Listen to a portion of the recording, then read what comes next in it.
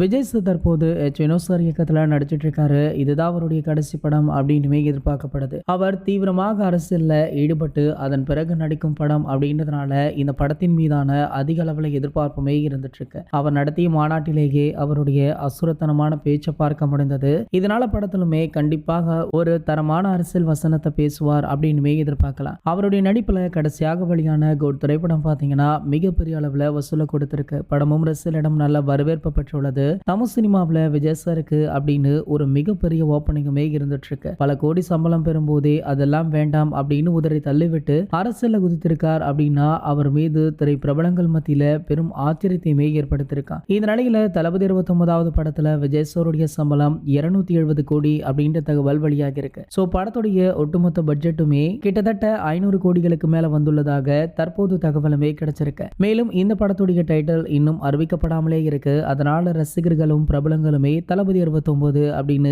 இந்த படத்தை அழைச்சிட்டு இருக்காங்க. சோ அதற்கு இனி வேலை இருக்காது அப்படின்றது போல தற்போது ஒரு தகவலை படக்குழு தரப்புல இருந்து வெளியிட்டிருக்காங்க. அதாவது இந்த படத்துடைய ஃபர்ஸ்ட் லுக் டைட்டில் பாத்தீங்கன்னா வர கிறிஸ்துமஸ் தினத்துல வெளியாக உள்ளதாக செய்திகளுமே கிடைச்சிருக்கு. இது போன்ற தளபதியை பற்றி வெளியாகிற அனைத்து செய்திகளுமே நீங்கள் உடனே தெரிஞ்சுக்க நம்மளுடைய தளபதி டாக்கீஸ் அப்படின்ற நம்ம சேனலை சப்ஸ்கிரைப் பண்ணிக்கோங்க.